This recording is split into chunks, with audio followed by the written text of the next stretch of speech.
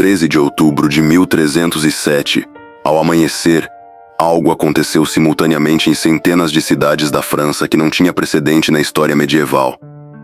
Soldados do rei bateram em portas, prisões foram feitas, homens que haviam sido considerados os guerreiros mais temidos e os financiadores mais poderosos da Europa foram tirados de suas camas, acorrentados e levados para calabouços. Em um único dia, uma ordem que havia durado quase 200 anos e acumulado uma riqueza que rivalizava com a de muitos reis foi destruída. Esses homens eram os Cavaleiros Templários, e o dia escolhido para sua prisão não foi por acidente uma sexta-feira 13, e desde então, dizem alguns historiadores com mais seriedade do que se esperaria, nenhuma sexta-feira 13 voltou a ser inocente. Mas a história dos Templários não começa com sua destruição. Começa com um mistério que persiste até hoje. O que esses homens encontraram sob as ruínas do Templo de Salomão? O que guardaram em seus cofres que nenhum rei conseguiu abrir? Que segredos carregaram durante quase 2 séculos de existência? Segredos que, segundo algumas tradições, teriam chegado até os nossos dias disfarçados em outras formas, outros nomes, outras irmandades. Neste vídeo vamos percorrer a história real dos Cavaleiros Templários, não a versão romantizada dos filmes, nem a versão conspiratória dos blogs de internet, mas a história documentada, verificada, que os arquivos vaticanos, os registros medievais e décadas de pesquisa acadêmica nos permitem reconstruir. E vamos descobrir que a história real é, em muitos aspectos, mais perturbadora e mais fascinante do que qualquer ficção, porque os Templários guardam segredos. Alguns deles já foram revelados. Outros permanecem, até hoje, sem resposta definitiva, e a linha entre o que sabemos e o que apenas suspeitamos é mais tênue do que qualquer manual de história vai admitir. Fique até o final, porque o maior segredo dos Templários talvez não seja o que eles encontraram. Seja o que fizeram com isso, e onde esse legado está escondido hoje.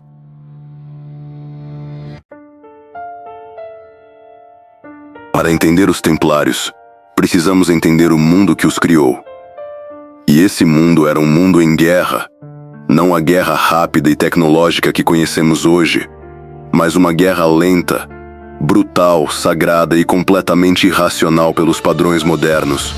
As Cruzadas. Em 1095, o Papa Urbano II convocou a primeira cruzada em um discurso em Clermont, na França, que mudou o curso da história europeia. Ele apelou à nobreza cristã da Europa para que marchasse em direção à Terra Santa e reconquistasse Jerusalém das mãos dos muçulmanos. O apelo funcionou além de qualquer expectativa.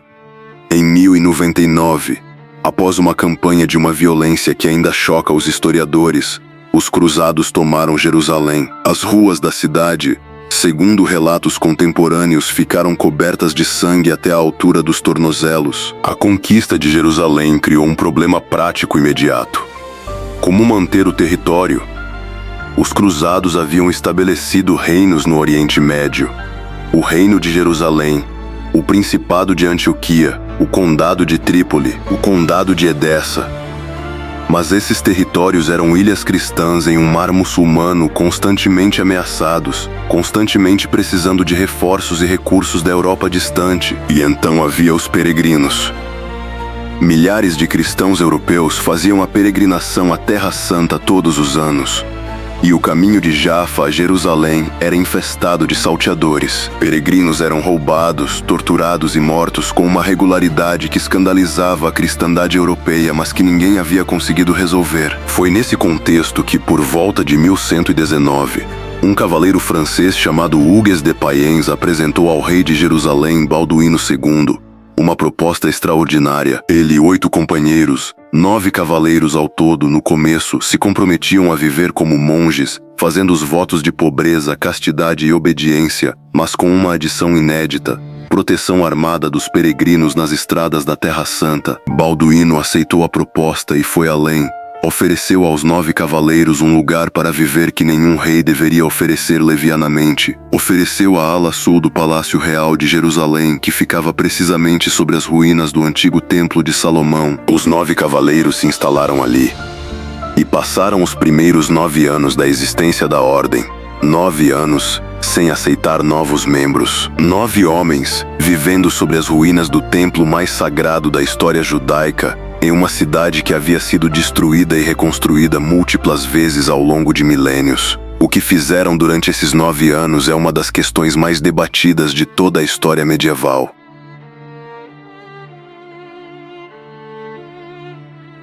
Nove cavaleiros, 9 anos, e nenhuma explicação satisfatória para o que fizeram durante esse tempo. A função declarada dos templários era proteger os peregrinos nas estradas entre Jaffa e Jerusalém. Mas 9 cavaleiros, mesmo cavaleiros medievais completamente armados, não são suficientes para patrulhar rotas de centenas de quilômetros em território hostil. Matematicamente, a história não fecha.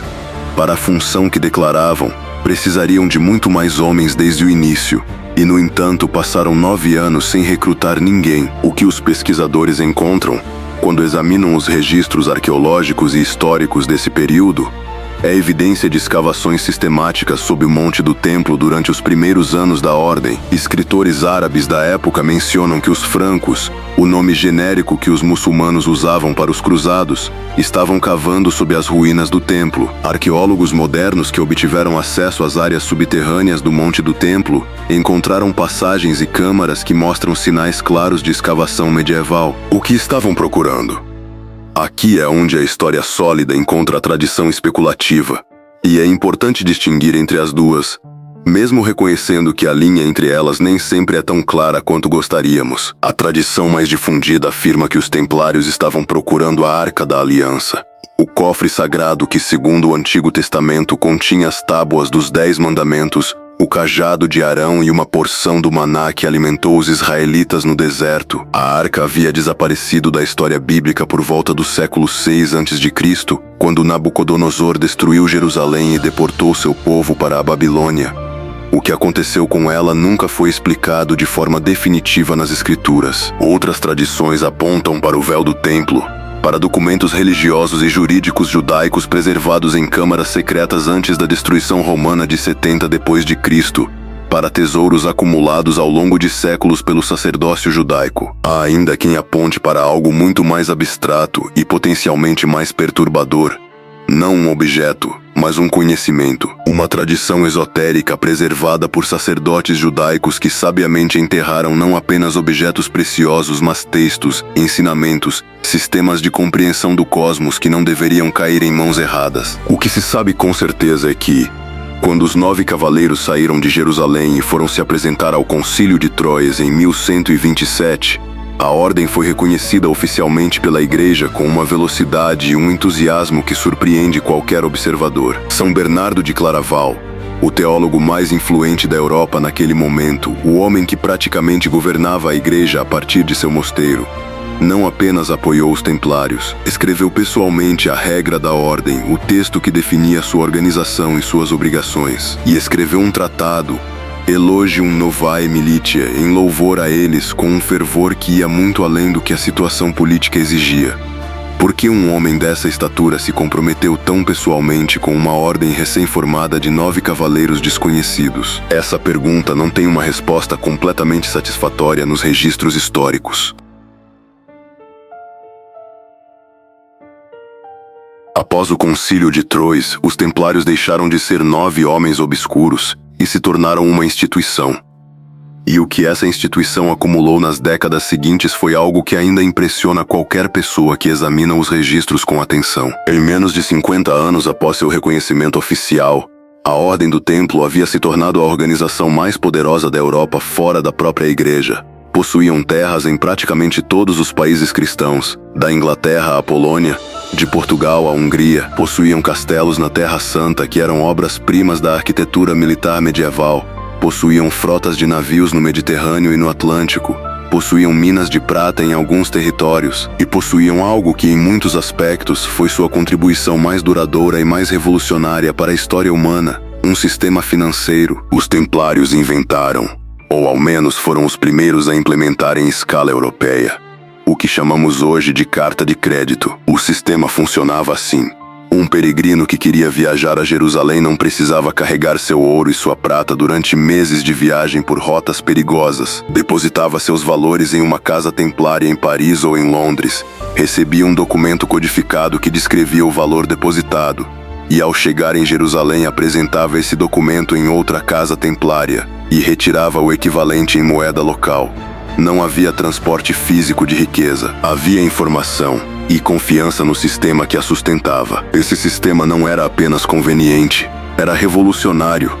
Era a semente do que viria a ser a banca moderna, o crédito moderno, a economia de papel que governa o mundo hoje. Os templários foram banqueiros de reis, de papas, de nobres e de mercadores. Cobravam juros de forma que tecnicamente contornava as proibições eclesiásticas sobre a usura.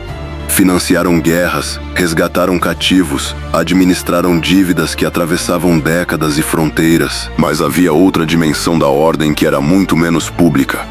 A estrutura interna dos templários era hierárquica e extremamente compartimentada. Os cavaleiros comuns, que eram minoria dentro da ordem, já que a maioria dos membros eram sargentos, agricultores, artesãos e padres que administravam as propriedades, sabiam muito pouco sobre o que acontecia nos escalões superiores. Os rituais de iniciação eram secretos. As reuniões do capítulo, o conselho interno da ordem, eram realizadas à noite, com as portas fechadas, e era proibido a qualquer membro revelar o que acontecia ali. Essa obsessão com o segredo, que era incomum mesmo para os padrões medievais, alimentou rumores desde o início. O que acontecia naquelas reuniões noturnas? O que os novatos juravam guardar? O que os cavaleiros de alto escalão sabiam que os demais não sabiam? Essas perguntas não encontraram respostas satisfatórias enquanto a ordem existiu. E quando a ordem foi destruída, as respostas que emergiram dos julgamentos foram tão perturbadoras que ainda hoje ninguém tem certeza absoluta de como interpretá-las.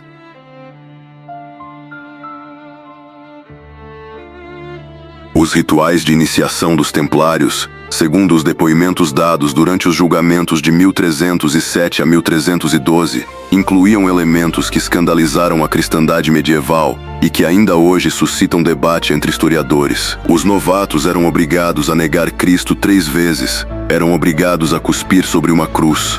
Havia beijos considerados obscenos pelos padrões da época, e havia adoração a uma cabeça, ou ídolo, chamado Baphomet. Agora é fundamental pausar aqui e ser preciso sobre o que sabemos e o que não sabemos.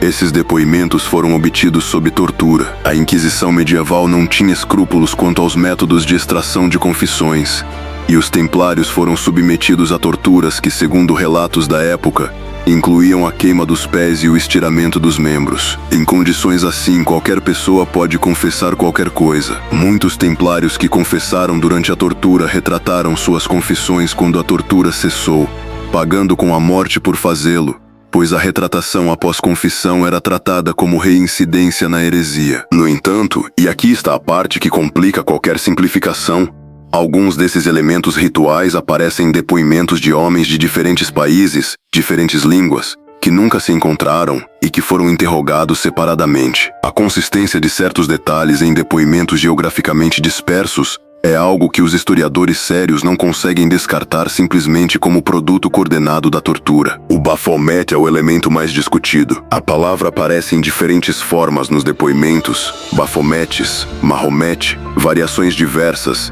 e a descrição do objeto varia, às vezes uma cabeça barbuda, às vezes uma caveira, às vezes uma figura com 2 rostos, às vezes algo que não é descrito com clareza alguma. Os estudiosos debatem a etimologia do nome até hoje. Uma das teorias mais aceitas é que Baphomet é uma corruptela de Maomé, Mahoma em espanhol medieval, sugerindo que os templários, após décadas de contato com o mundo islâmico, teriam adotado elementos dessa tradição. Outra teoria, proposta pelo historiador Hugh Schonfield em 1984, é que a palavra é uma cifra, especificamente a cifra Adbash, usada em textos hebraicos antigos, e que decodificada resulta na palavra grega Sofia, que significa sabedoria. O ídolo não seria uma cabeça de demônio, seria um símbolo da sabedoria divina. Há ainda a possibilidade, levantada por alguns pesquisadores, de que o ritual de negação de Cristo não era o que parecia, que era, na verdade, um teste psicológico sofisticado, uma prova de que o iniciado era capaz de fazer o que a ordem mandasse, mesmo que isso contrariasse seus instintos mais profundos, uma espécie de exercício de obediência absoluta, não uma declaração genuína de apostasia. Essa interpretação é especulativa, mas não é absurda no contexto de uma ordem militar que exigia de seus membros uma disciplina quase impossível. E então há o conhecimento. Não o ídolo, não o ritual, mas o que os templários efetivamente aprenderam durante quase 2 séculos de presença no Oriente Médio, em contato íntimo com tradições islâmicas, judaicas e com correntes esotéricas que circulavam pela região desde a antiguidade. A ordem mantinha relações, por vezes adversariais, por vezes surpreendentemente cordiais, com os assassinos. A seita ismaelita liderada pelo Velho da Montanha, que também era uma ordem iniciática com hierarquias de segredo, mantinha contato com sábios judaicos e com intelectuais islâmicos que preservavam tradições filosóficas e científicas que a Europa medieval havia perdido. O que os templários absorveram desses contatos, o que traduziram, o que transmitiram, isso é algo que o registro histórico apenas deixa entrever, nunca mostrar completamente.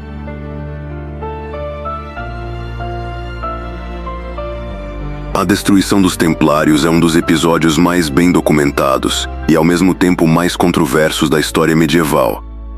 E para entendê-la completamente, precisamos conhecer 2 homens: Filipe IV, rei da França, e Clemente V, papa. Filipe IV, conhecido pela história como Filipe, o Belo, uma referência à sua aparência física, era um rei com um problema muito concreto e muito urgente: dívidas. As guerras que havia travado contra a Inglaterra e contra os flamengos haviam consumido recursos que a França não tinha. E o maior credor da coroa francesa era, há décadas, a Ordem do Templo. Os templários não eram apenas os banqueiros do rei, eram os homens a quem o rei devia mais dinheiro do que conseguia pagar. Em 1307, Filipe estava tão desesperado financeiramente que havia tomado uma medida já extraordinária. Havia expulsado os judeus da França e confiscado suas propriedades. Havia feito o mesmo com os banqueiros italianos conhecidos como lombards. A lógica era simples e brutal. Em vez de pagar as dívidas, eliminar os credores. Os templários eram o próximo passo óbvio dessa lógica, mas destruir os templários era muito mais difícil do que expulsar judeus ou italianos. A ordem respondia diretamente ao Papa, não ao rei. Seus membros tinham imunidade judicial perante os tribunais seculares. Seus castelos eram fortalezas militares de primeira linha, e sua reputação, apesar dos rumores que circulavam há décadas, ainda era a de guerreiros sagrados defensores da cristandade. Filipe precisava do Papa. E o Papa que obteve foi exatamente o que precisava. Clemente V, nascido Bertrand de Got, arcebispo de Bordeaux, foi eleito Papa em 1305 em circunstâncias que os historiadores descrevem com cautela e que os contemporâneos descreveram com escândalo. Filipe havia exercido pressão decisiva para sua eleição, e Clemente, desde o início de seu pontificado, demonstrou uma deferência ao rei francês que ia muito além do que a dignidade papal normalmente permitia, incluindo a decisão de não residir em Roma, mas sim em Avignon, no sul da França, onde a influência de Filipe era quase direta. O período de 1309 a 1377, quando os papas residiram em Avignon sob influência francesa, ficou conhecido na história como o cativeiro babilônico do papado. Com o papa sob controle, Filipe agiu. Em 13 de outubro de 1307, as prisões simultâneas foram executadas com uma eficiência militar que demonstrava planejamento de meses. Mas aqui está algo que os historiadores notam com frequência: a maior parte da riqueza da ordem desapareceu. Os cofres do templo em Paris, que continham fortunas imensas, estavam quase vazios quando foram abertos pelos homens do rei. Os navios da frota templária do porto de La Rochelle, no Atlântico, simplesmente desapareceram. Para onde foram o tesouro e os navios, ninguém sabe com certeza, e essa é uma das perguntas que a história nunca respondeu de forma definitiva.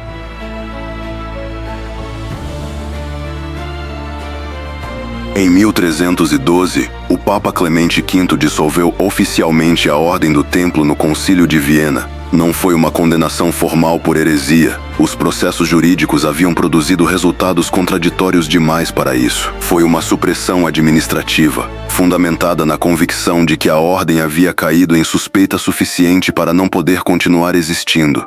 Independentemente de culpa provada, o último grão-mestre dos Templários, Jacques de Molay, havia confessado sob tortura e depois retratado sua confissão. Em março de 1314, foi condenado à prisão perpétua. Mas quando a sentença foi lida publicamente em Paris, algo inesperado aconteceu. Jacques de Molay se levantou diante da multidão e declarou em voz alta que a ordem era inocente e que ele mesmo havia mentido sob tortura. Aquele ato de coragem final, ou desespero final, dependendo de como se lê, selou sua sorte. Filipe ordenou que ele fosse queimado vivo naquele mesmo dia, em uma pequena ilha no rio Sena, à vista das torres de Notre-Dame, segundo a tradição. E aqui entramos definitivamente no território da lenda, não da história verificada. Jacques de Molay, enquanto as chamas subiam, amaldiçoou tanto o rei quanto o papa, convocando-os a comparecer diante de Deus dentro de um ano. Clemente V morreu 33 dias depois. Filipe IV morreu 8 meses após isso.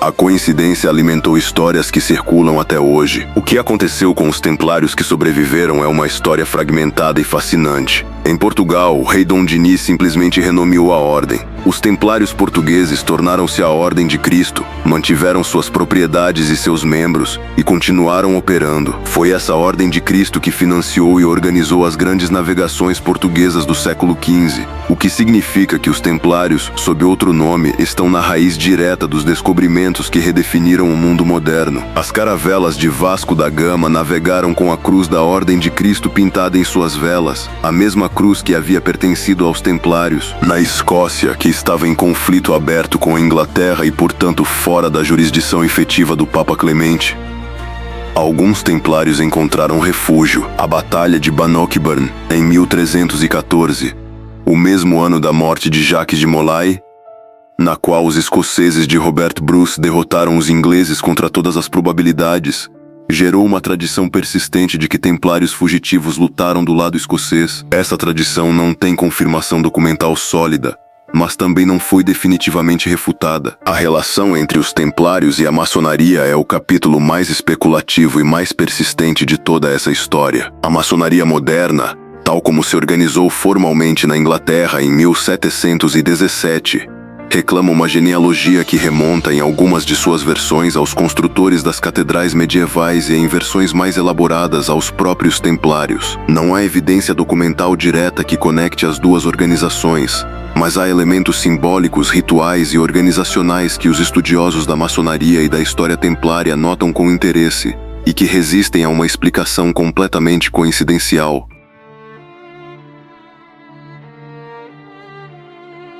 Durante o século XX, o acesso a arquivos que haviam permanecido fechados por séculos mudou substancialmente o que sabemos sobre os templários, e em alguns casos confirmou suspeitas que pareciam especulação excessiva. Em 2002, o Vaticano publicou um documento extraordinário, o Processos contra Templários, uma reprodução facsimilada dos registros originais do julgamento templário, incluindo um documento que havia permanecido praticamente desconhecido nos arquivos secretos vaticanos por 700 anos. O documento é conhecido como o Pergaminho de Chinon, e seu conteúdo foi uma surpresa para muitos historiadores. O Pergaminho de Chinon revela que o Papa Clemente V, em agosto de 1308, realizou um inquérito secreto no qual absolveu os líderes da ordem, incluindo o próprio Jacques de Molay, das acusações de heresia. O Papa considerou que os rituais descritos, mesmo que perturbadores, não constituíam heresia genuína, e ainda assim a ordem foi destruída. Ainda assim, Jacques de Molay foi queimado. O documento demonstra que Clemente sabia que os templários não eram hereges e os destruiu mesmo assim, por pressão política, por necessidade de sobrevivência do próprio papado em Avignon, por cálculo de poder que colocava a lealdade ao rei francês acima da justiça. Esse documento não apenas reabilita os templários historicamente, lança uma sombra longa sobre toda a narrativa oficial da destruição da ordem e confirma o que muitos historiadores já suspeitavam, que o processo foi fundamentalmente um instrumento de conveniência política, não uma investigação genuína de heresia. Do lado arqueológico, as escavações no Monte do Templo continuam a ser um dos campos mais sensíveis e mais controlados da arqueologia mundial. A área é administrada pela Jordânia através do Waqf Islâmico, e escavações formais foram raras e limitadas, mas trabalhos realizados ao longo do século XX revelaram uma rede de passagens e câmaras subterrâneas de extensão considerável. Engenheiros britânicos que trabalharam na área no século XIX, entre eles Charles Warren, cujas escavações de 1867 a 1870 documentaram passagens que os templários claramente haviam acessado, encontraram objetos que foram identificados como pertencentes à ordem, esporas, uma lança partida, uma cruz templária. A questão do que os templários encontraram, se encontraram algo, permanece aberta. A historiadora Bárbara Frale, que trabalhou nos arquivos vaticanos e foi responsável pela publicação do Pergaminho de Chinon, argumenta que a ordem guardava conhecimentos financeiros e administrativos avançados que justificam seu poder, sem necessidade de apelar a relíquias ou revelações místicas. O historiador Malcolm Barber, da Universidade de Reading e autor da biografia acadêmica mais respeitada da ordem, é cauteloso sobre teorias esotéricas, mas reconhece que os anos de escavação no Monte do Templo nunca foram satisfatoriamente explicados pela narrativa oficial. E então há o mistério do tesouro. Nenhuma quantidade de riqueza compatível com o que os templários deveriam possuir foi encontrada após a destruição da ordem. Registros documentais da época descrevem o tesouro do Templo de Paris como algo de proporções extraordinárias. E quando os homens de Filipe chegaram, havia quase nada. A explicação mais simples é que o tesouro foi movimentado nos dias ou semanas antes das prisões, que alguém dentro da ordem havia sido avisado. Mas por quem e para onde foram esses recursos? Essa pergunta permanece 700 anos depois, sem resposta documental definitiva.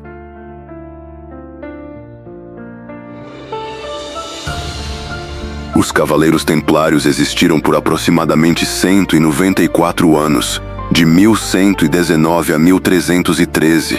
Em 2 séculos, construíram um império financeiro sem precedentes, lutaram em batalhas que definiram o destino do Oriente Médio medieval, desenvolveram tecnologias de construção e sistemas administrativos que influenciaram a Europa por séculos, e acumularam segredos que o tempo não conseguiu completamente dissolver. O que fica, quando se passa pela história dos Templários com honestidade intelectual, é uma série de perguntas que resistem às respostas fáceis. O que os 9 cavaleiros originais procuravam sob o Monte do Templo? O que encontraram? Se é que encontraram algo, por que São Bernardo de Claraval se empenhou tão pessoalmente em seu favor? O que aconteceu com o tesouro e com os navios de La Rochelle? O que os rituais de iniciação realmente significavam? E para onde foi o que a ordem sabia? O conhecimento, a riqueza, o legado, quando ela foi formalmente destruída? A história nos oferece respostas parciais para algumas dessas perguntas. O Pergaminho de Chinon nos diz que a destruição foi injusta e politicamente motivada. Os registros portugueses nos mostram que a ordem sobreviveu sob outro nome e financiou os descobrimentos. Os fragmentos arqueológicos nos confirmam que havia escavações sob o Monte do Templo.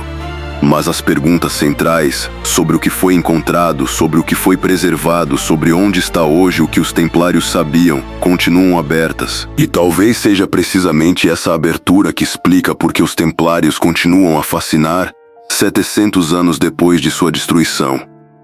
Eles são uma lacuna na história, um espaço onde sabemos que havia algo, mas não sabemos exatamente o que, e a mente humana, diante de uma lacuna, invariavelmente a preenche. Com especulação, com imaginação, com esperança ou com medo, dependendo do temperamento de quem olha. Mas há algo mais substancial do que o mistério que os templários deixaram como legado. Eles demonstraram que uma instituição pode acumular poder suficiente para ameaçar reis e papas, e que esse poder, quando ameaça os que estão no topo, é destruído não por razões de justiça, mas por razões de conveniência. Essa lição não envelheceu. Ela é tão válida hoje quanto era em 13 de outubro de 1307. Eles também deixaram algo mais específico e mais durável: a arquitetura. As catedrais que os templários construíram ou financiaram, incluindo catedrais góticas cujos segredos geométricos e proporcionais ainda são estudados por arquitetos e matemáticos, incorporam um conhecimento de proporção, de luz e de geometria sagrada que vai além do que qualquer manual de construção medieval registra. De onde veio esse conhecimento é outra pergunta que a história não respondeu completamente. No final, os Templários nos ensinam algo sobre a natureza do segredo. Um segredo poderoso o suficiente para sobreviver à destruição violenta de sua guarda não é um segredo guardado em um cofre ou enterrado sob uma montanha. É um segredo incorporado em rituais, em símbolos, em formas arquitetônicas, em tradições que continuam sendo transmitidas mesmo quando ninguém mais lembra, porque aquele símbolo tem aquela forma, porque aquele ritual tem aquele gesto, porque aquela proporção produz aquela sensação de sagrado. O maior segredo dos Templários pode não ser um objeto escondido em algum lugar esperando para ser encontrado. Pode ser algo que já está visível, em pedra, em símbolo, em forma, para quem souber olhar com os olhos certos. E essa possibilidade, mais do que qualquer teoria sobre tesouros perdidos, é o que torna essa história verdadeiramente inesgotável. Obrigado por assistir até aqui.